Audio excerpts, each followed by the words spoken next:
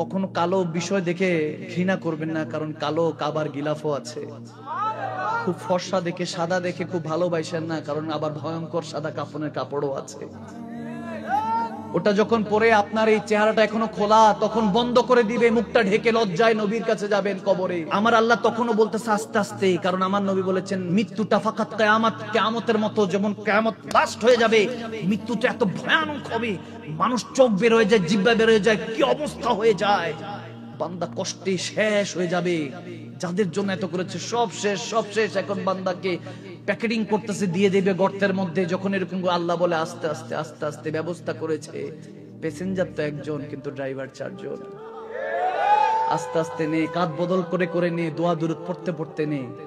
দেখেন কত বড় ইজ্জত মালিক দিচ্ছে আপনাকে। মৃত্যু দেখেন, শেষটা বুঝে দেন, শুরুটা বুঝে এসে যাবে। জানাজার ময়দানে রাখা হলো আপনাকে, সামনে রাখা হলো। কার সামনে? যাদের সাথে একসাথে ঈদুল ফিতর, সালাতুত তারাবি পড়তেন, নামাজ পড়তেন, তাদের সামনে। মন্ত্রী মিনিস্টারের সামনে, যত রকমই হোক, আজকে কেউ আপনার সামনে নাই। এমনকি যাকে ইক্তেদা, যে ইমামের ইক্তেদা করে পিছনে দাঁড়াতেন, সেই ইমামের সামনে আপনাকে রাখা হয়েছে আজকে। আল্লাহ, কত ইজ্জত মালিক। কাদের কাছে যান? কি এই মুহূর্তে গিয়ে বলেন যে একটু দরকার, মাহফিলে একটু হাদিয়া দেন, এই করেন, একটু বিপদে আছি সহযোগিতা করেন, আপনাকে বলবেন বিরক্ত হবে, কালকে আসো। এ হলো দুনিয়ার মানুষ। আর আমার আল্লাহ বিরক্ত হয়, বান্দা আমার কাছে চায় না কেন? আল্লাহু আকবার বলবেন না?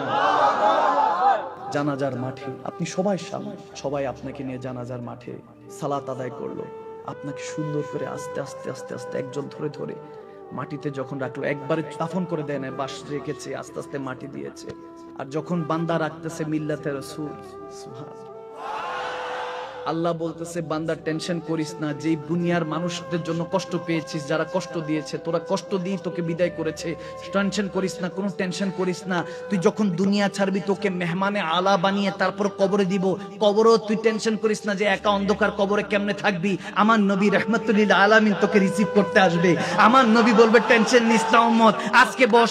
মান রাব্বুকা মা দীনুক মা কুনতা তাকুলু ফি হাক্কি হাযা রাজুলিন মুহাম্মাদি, 3টা প্রশ্ন মুনকার নাকির যখন করতে থাকবে, তখন আপনি ঘাবড়ে থাকবেন যে আজরাইল আলাইহিস সালামের চেহারা দেখে আপনি খৌফে শেষ হয়ে গিয়েছিলেন, এখন ভয়ে আপনি আতঙ্কিত, কেউ নাই কেউ নাই, অন্ধকার কবরে কি করব কি করব। তখন দেখবেন আমার রাহমাতুল আলামিন নবীর চেহারা মুবারকের কারণে কবরটা নুরানি হয়ে যাবে।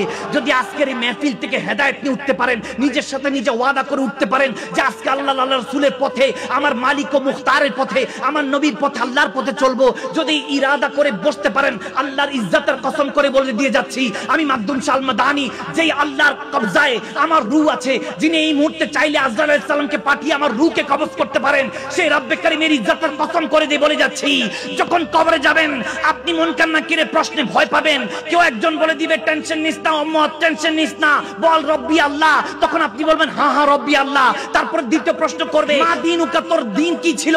পাশে থেকে একজন শিখিয়ে দিবে দ্বীন আল ইসলাম, বল। তখন বলবেন হ্যাঁ হ্যাঁ দ্বীন আল ইসলাম। তখন টেনশন আস্তে আস্তে হালকা হয়ে গিয়েছে, আপনি তখন প্রশান্তি সাগরের মধ্যে ভাসতেছেন যে কে জানি আমাকে বাঁচাচ্ছে, কে জানি আজকে বাঁচাচ্ছে, কার প্রেমে জানি একদিন মাহফিলে বসে ইয়া রাসূলুল্লাহ বলেছিলাম, ইয়া হাবিবাল্লাহ বলেছিলাম। তখন মুনকার নাকির বলবে যে এতক্ষণ তোরে বাঁচাচ্ছিল, বল মা কুনতা তাকুল ফি হাক্কি হাযা রাজুল লি মুহাম্মাদি, এই মুহাম্মদ আরবি সম্পর্কে তোর কি তাকুল, তোর ধারণা কি ছিল? কি মিম্বরে রাসূলে বসে মানুষের মতো বলেছিলি, না ইয়া রাসূলুল্লাহ বলেছিলি, না ইয়া হাবিবাল্লাহ বলেছিলি? যখন বলবেন না না আমি ইয়া রাসূলুল্লাহ বলেছি, আমার নবী মুনকার নাকিরকে থামিয়ে বলবে, মুনকার নাকির, সে কি উত্তর দিবে? আমি তার কি লাগি? সে আল্লাহর নামাজ ছাড়ে নাই, আমি নবীর দ্বীন ছাড়ে নাই, আমি নবীর আহলে বায়াত সাহাবাদের আদর্শ ছাড়ে নাই, ওলি আল্লাহদের পথে চলেছে আমি নবীকে পাওয়ার জন্য, দেখার জন্য। আজকে আমি নবী নিজে বলতেছি, সে কি বলবে? আমি তার কি লাগে? আমি বলতেছি আমার গোলাম হয়, আশিক হয়, উম্মত হয়, তাকে বেহেশতের নেয়ামত দিয়ে দিয়েছি।